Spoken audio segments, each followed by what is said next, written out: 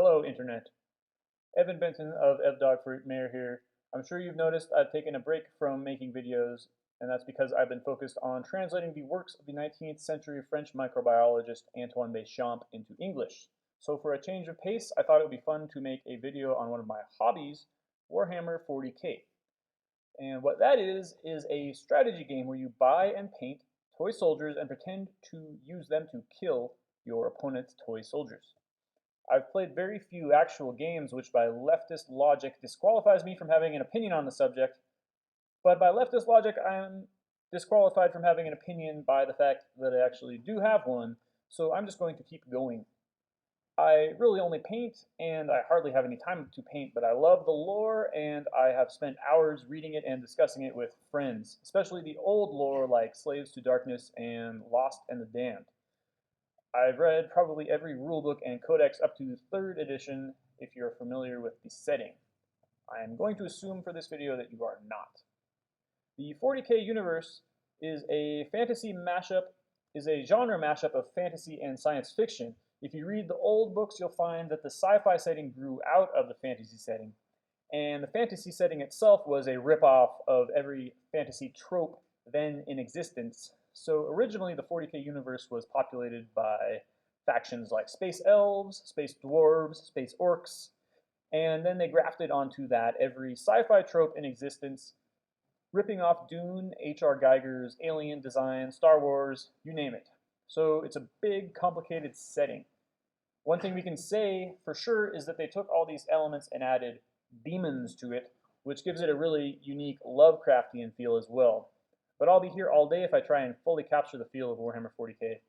Suffice to say, it is horrifying.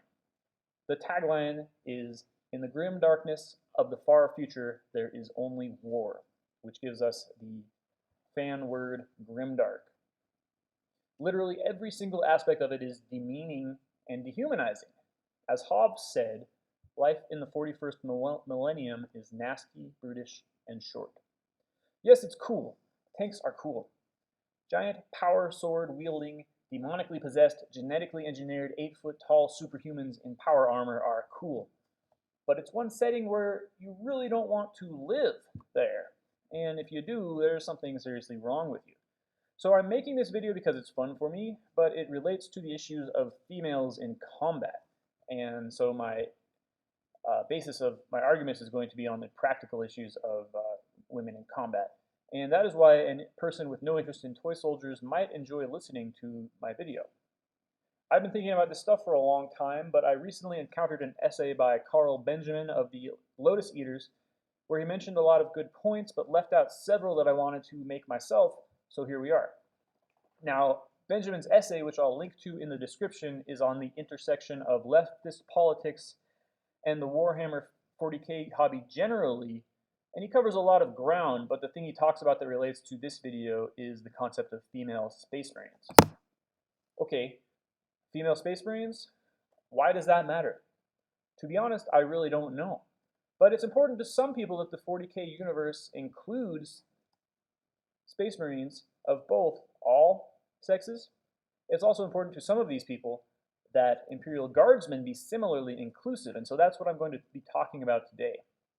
Space Marines, just briefly, are the iconic figures of Warhammer 40k. They are the genetically engineered 8-foot-tall superhumans in power armor I mentioned earlier, and to be fair, only half of them are demonically possessed. Picture a combination of medieval knights in full jousting regalia and astronauts, and you're getting the idea. They are, I think, undeniably cool. In the lore, a Space Marine is made by grafting new organs onto a normal human in a process that requires the subject to be male. Now, of course, that's the part that gets certain people riled up, and they really like to mention this quote from former 40k creator Alan Merritt that the reason there aren't female Space Marines has nothing to do with lore or background or character of Marines. It's to do with simple logistics of making miniatures and selling miniatures. Early Citadel ranges, that's the company that makes the models, had female versions of most character types. Retailers kept complaining to us that customers weren't buying the female models, and could we not include any in their restocks? So that's interesting that customers weren't interested in female models, right? But anyway, you hear that statement quoted as if to say, well, the lore was written this way for purely arbitrary reasons, so we can change it just as arbitrarily. But you won't hear them talk about another significant aspect of the Space Marine lore, which is that candidates for the genetic engineering process, which for some not really well fleshed out reason requires male stock, also go through a really rigorous selection process, which ends up killing most of them. So that's going to be a theme in my discussion. We start by talking about inclusivity, and we end up talking about killing women. And that brings us right back to the real world, where we're so removed from the realities of combat that we don't consider the real-world implications of a young woman getting her arms or legs blown off. We are completely in our world of theory and memes, and so in a way, this discussion about a game of toy soldiers is actually more relatable to a lot of people than an actual young woman getting her arms or legs blown off in actual combat. So to move into my discussion, Imperial Guardsmen are a lot different from Space Marines. Space Marines are depicted as the best of the best. They are genetically engineered to be super strong, super fast, super resilient, and to live for hundreds of years. And they are given access to crazy technology. They are glorified. There's an element of pageantry that comes across in the lore and in the painting, the hobby of it.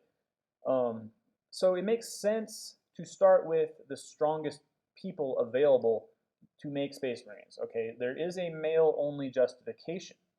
Guardsmen, on the other hand, are the regular army of the Warhammer 40k setting. They are just human beings, and that's the appeal of playing them, really. There's a wide variation in how they're depicted in the lore, from untrained conscripts to highly trained volunteer veterans, but they're basically cannon fodder. Yes, they need good spatial reasoning. Yes, they might need to carry a wounded comrade out on their shoulders, but let's face it, you don't need superior upper body strength to die for the Emperor. So this brings me to my first point, which is that while Space Marines are routinely depicted as heroic, and despite the horrific nature of the setting, I can see someone envying them. Imperial Guardsmen are routinely depicted as disposable. More to the point, I would say it's not their male qualities of strength or combat prowess or heroism that's making boys and men with Peter Pan syndrome collect massive armies of these little dudes, but it's their disposability, their fungibility, their ubiquity. And again, yes, there are heroes among the Guard, but it's the inherent pathos of facing hordes of otherworldly demons and aliens with nothing but a lasgun and a t-shirt that really draws people to play Imperial Guard. That and the tanks, but I digress. So I can't believe I never hear this. But when someone says they want female guardsmen, my first thought has to be, really? You want to play a game with plastic soldiers where women die horribly? Where 90% of your female soldiers die every game? You want to depict women dying horribly in a fantasy setting? Again, it starts with equality and it ends up with violence against women. This mindset is only possible when we're completely removed from the reality of combat and completely given over to the glorification of violence.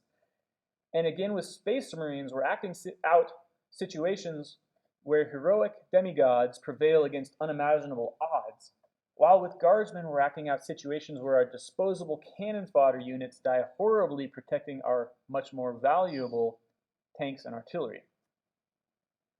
Now the second point. Usually proponents of female guardsmen make the argument that we need female guardsmen because we need all the troops we can get, because cannon fodder, and that's just what it would be like. To address this argument, I'm going to use an analogy. Imagine you have two types of tanks. One type can make new tanks. It's a miniature tank factory, in addition to being a fully functioning tank. The other type is just a tank. Which type are you going to put on the front lines? Obviously, if you put your tank factories on the front lines, you're going to lose the ability to keep cranking out tanks a lot sooner than if you had kept them safe, even if they have the same offensive capabilities as the other type of tank.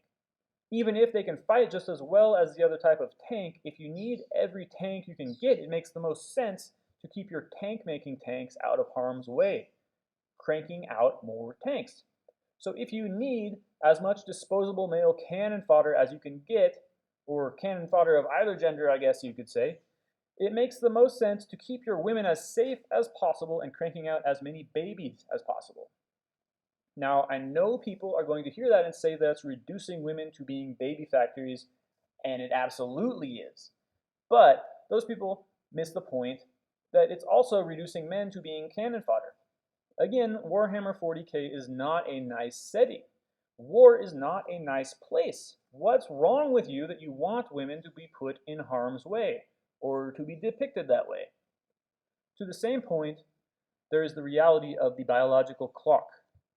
A woman's most productive reproductive years are precisely the years in which these well-meaning leftists would see them thrown into the sausage-fest meat grinder of war in the 41st millennium.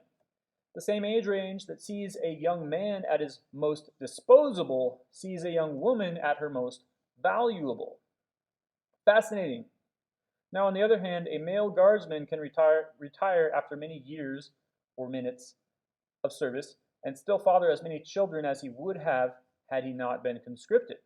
This argument doesn't address the vital role of a father in a child's life, but again, Warhammer 40k is not a nice place, and we are arguing for quantity over quality.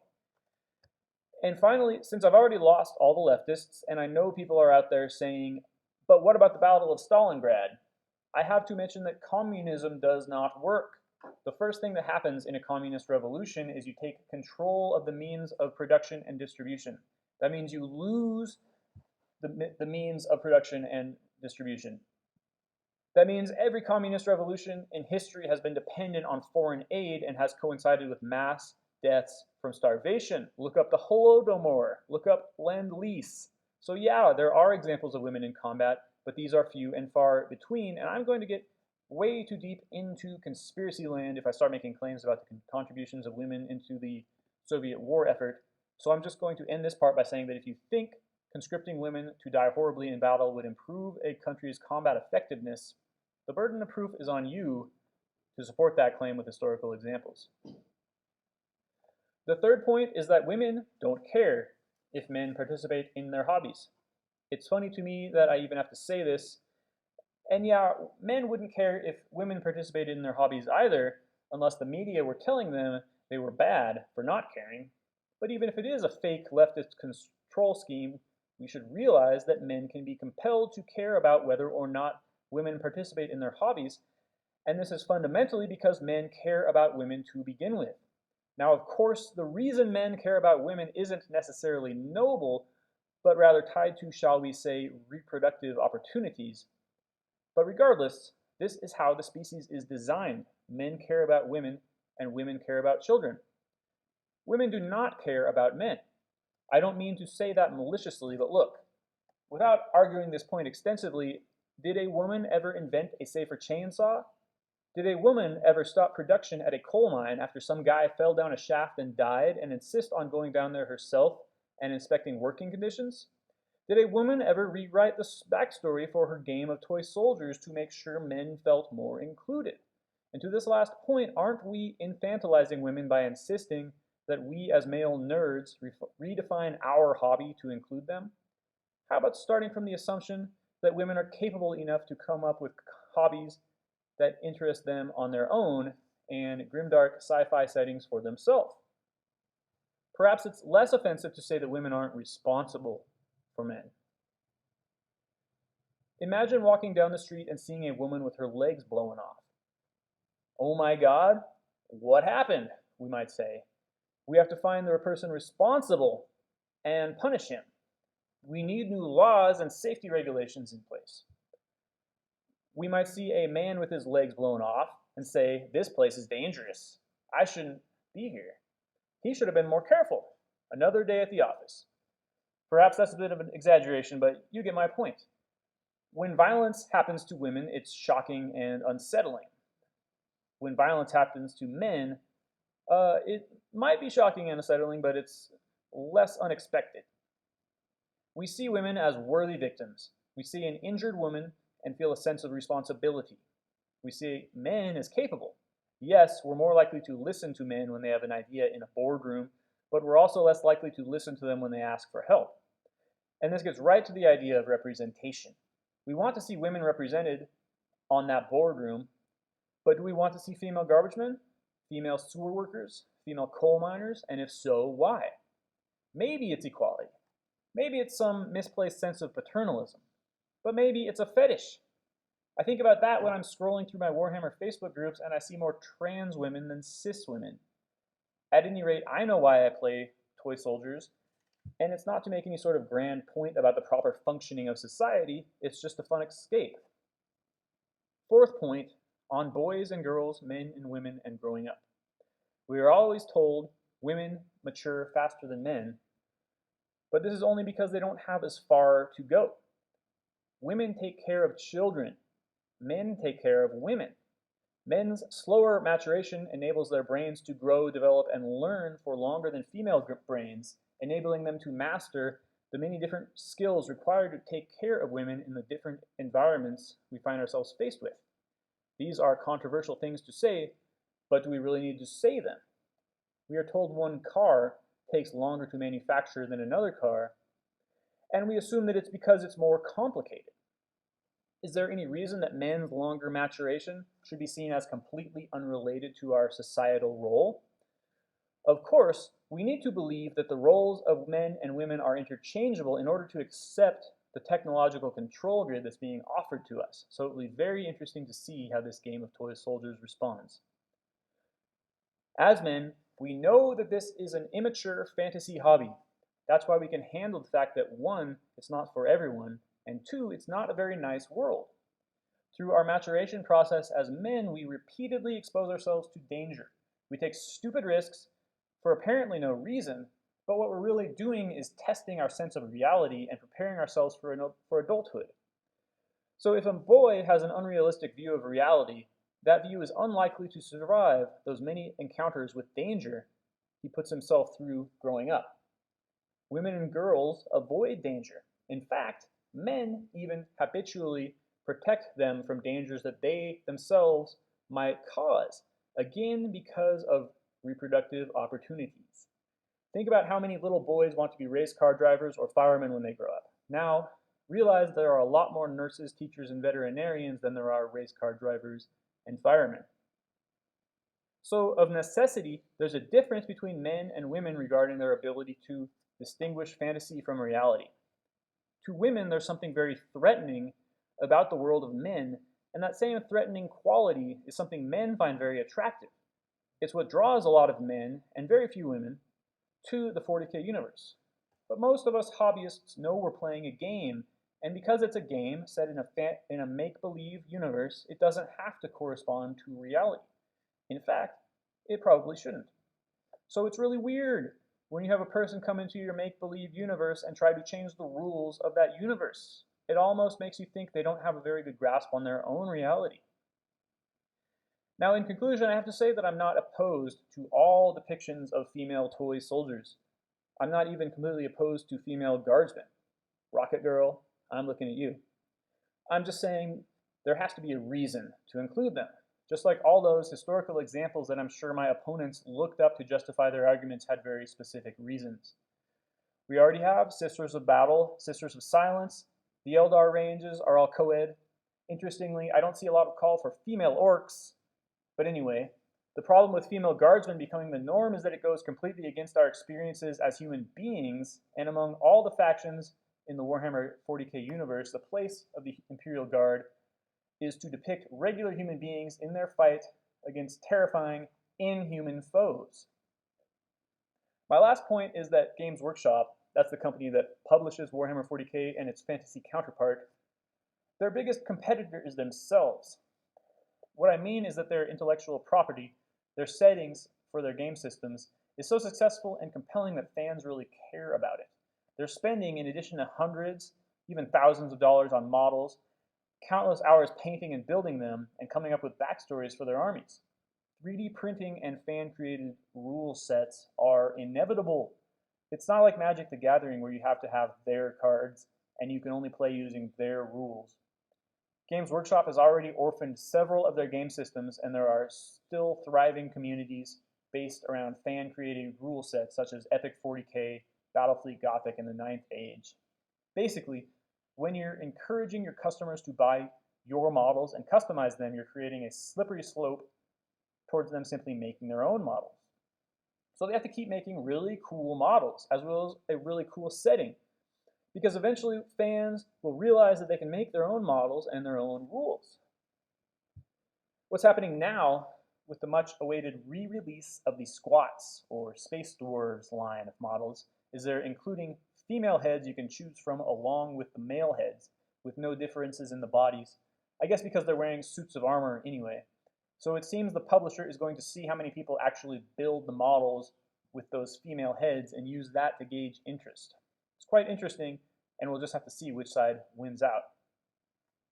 Well, that's it for me on the subject today. As you can see, I based most of my concerns on practical matters, but there's a lot more societal things to talk about. I'm making this video for fun, so I'm going to stop right there before I overanalyze myself. I'm very interested to see what kind of a response this video gets. I know that people feel very passionately about their toy soldiers. This is not the kind of video I've been making since I've been focused on medical science and history. So if you're new to the channel, please check out some of my other work, leave a comment, subscribe, and please share. Now it's back to translating 19th century medical texts for me. This has been Evan-Benton of Dogg for Mayor. Thank you and good night.